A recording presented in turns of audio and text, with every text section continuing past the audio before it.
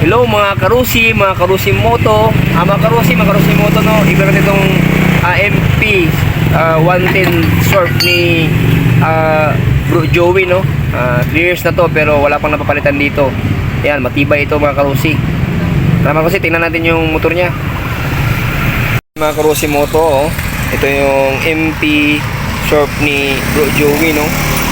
Bali wala pang napalitan dito. Ayan, 3 taon na. Magta 3 taon na, malapit niya na matapos to kasi 3 taon to nahulugan. Wala pa napalitan dito, Bro Joey? Wala. Oh, wala pa daw. Oh, wala pang napalitan. Ayan yung message niya sa likod, yan. Kasi naplatan sila eh. Ayan ito. Binivulcanize ni tatay. Ayan. Ayan, meron pa ditong namalingki sila. Ayan. Ito yung Rossi MP Surf 110. Matipid ba ito sa gasolina? Matipid? Matipid ito sa gasolina? Oh, matipid. Oh, matipid ito sa gasolina. Ayan. Rossi MP Surf 110. Mga karusi moto.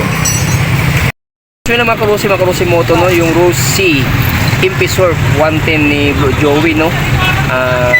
3 years na, magto 3 years na, wala pang napalitan dito, no?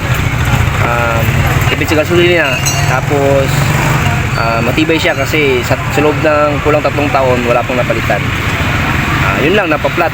Normal lang yan sa motor na napaplat. Okay mga karusi moto, salamat sa panood. God bless everyone. Keep safe, sana sa buti kayong kalagayan. Bye bye mga karusi moto.